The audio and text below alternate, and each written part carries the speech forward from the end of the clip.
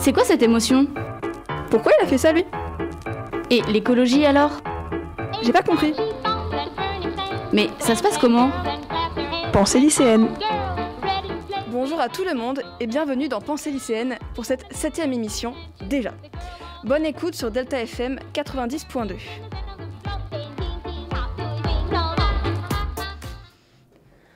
Bonjour à tous, chers auditeurs, et bonjour à toi, Lia, toujours fidèle à ton poste. Eh oui, je suis toujours là. Salut tout le monde! Alors, sur quoi est le sujet de ta chronique aujourd'hui?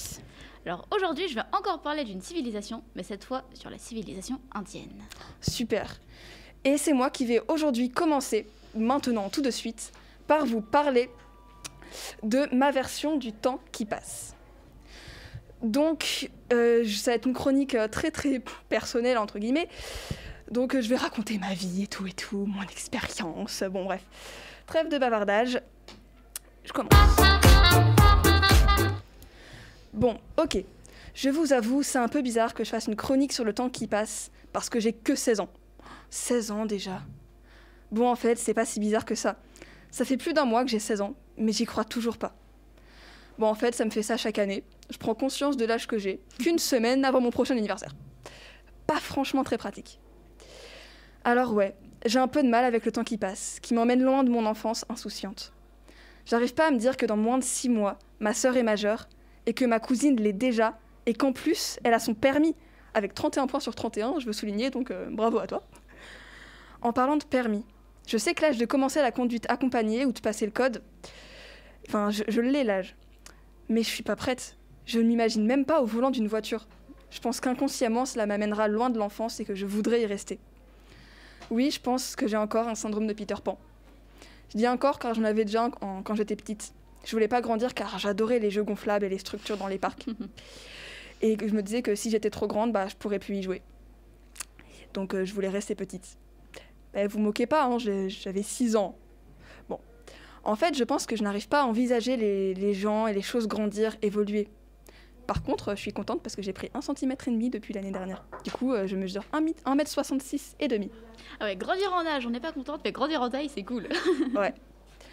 Bon, c'est dur d'accepter l'évolution, car j'ai envie de devenir plus mature, de gagner en expérience, mais pas de grandir.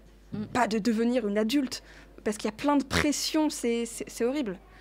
Je pense que l'enfance est un monde insouciant, et parfois j'aimerais encore être dans cette insouciance. Tout ça pour dire que c'est pas nouveau pour moi, d'avoir peur du temps qui passe. D'ailleurs, je dirais pas que c'est une vraie peur, mais plutôt une angoisse. Et cette angoisse se réveille quand on dit un tout petit mot de rien du tout. Oh, j'arrive pas à le dire. Et puis zut, orientation. Ouais, je l'ai dit. J'ai le poil qui se hérisse. Bon, là, j'exagère un peu. En vrai, je suis moins angoissée par mon orientation qu'avant. Mais je me dis toujours que je vais peut-être changer d'avis et que ce sera trop tard. Alors que non, ce n'est jamais trop tard. On peut toujours se réorienter et faire de nouvelles études.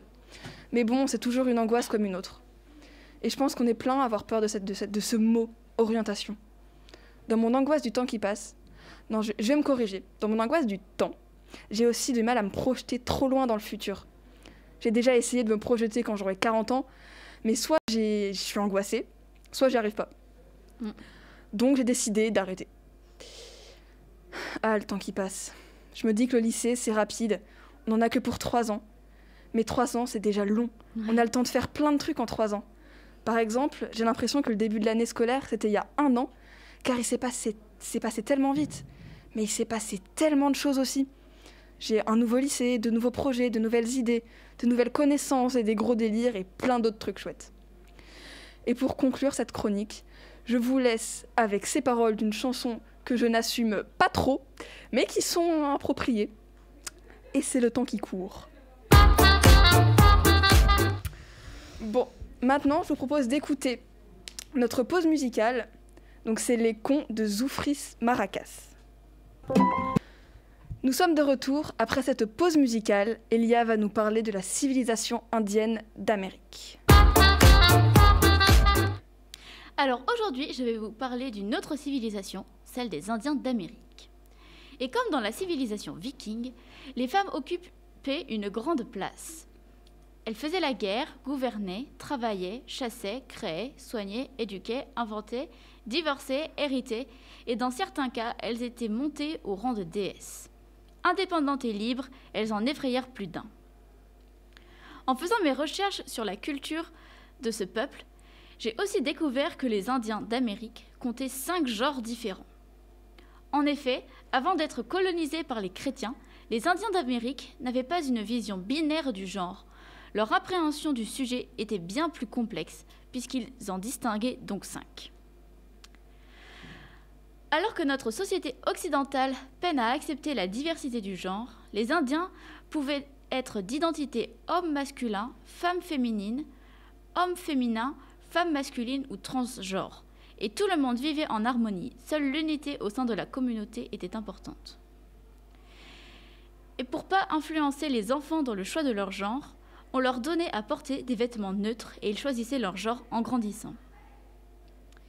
Les personnes dites bispirituelles pouvaient occuper des activités aussi bien féminines que masculines. Ils étaient donc un réel atout pour la communauté. Médecins, chamans ou encore conseillers matrimoniaux, les bispirituels étaient perçus comme des êtres exceptionnels et pouvaient occuper des postes à responsabilité dans la tribu. Le fait de pouvoir voir à la fois à travers les yeux du genre féminin et masculin était considéré comme un cadeau du Créateur et offrait une meilleure compréhension du monde selon les Amérindiens. Et en ce qui concerne le mariage, l'union ne dépendait pas du sexe, mais de la sensibilité de chacun. L'union de 2 êtres allait bien au-delà d'une question physionomique. Et cela se faisait le plus naturellement, dans le respect et l'absence de jugement. De plus, tout comme dans la culture romaine, l'adoption était permise sans grande condition. Toute personne ou tout couple pouvait adopter. Les tribus amérindiennes accordaient en réalité peu d'importance à la sexualité des individus. Ces derniers étaient jugés selon leur utilité au sein de la communauté, leur qualité et leurs compétences. Les femmes masculines, par exemple, étaient très réputées en tant que guerrières, et les hommes féminins en tant que nounous. Contrairement à notre culture occidentale, les Indiens d'Amérique arrivaient parfaitement à différencier genre et sexualité. Une personne femme féminine et une personne homme féminin pouvaient donc très bien être en couple. Donc, le genre n'a rien à voir avec la sexualité. Mais ça, c'est un concept pas encore acquis dans notre culture occidentale. Bon, voilà, je vais m'arrêter là sur ce sujet pour aujourd'hui, car j'en aurais encore beaucoup à dire. Mais ce n'est pas pour autant que je ne vais pas continuer à vous présenter ce sujet.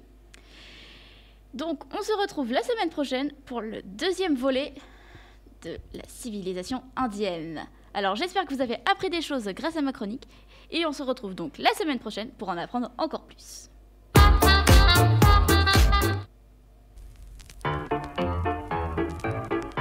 C'est quoi cette émotion? Pourquoi il a fait ça, lui? Et l'écologie alors? J'ai pas compris. Mais ça se passe comment? Pensée lycéenne. C'est déjà la fin de cette émission. Je sais que vous êtes très tristes, chers auditeurs, mais ne vous inquiétez pas. Vous pourrez nous retrouver, si tout se passe bien, la semaine prochaine pour d'autres chroniques. Vous êtes sur Delta FM, c'est 90.2. C'était Pensée lycéenne. Au revoir. Bye.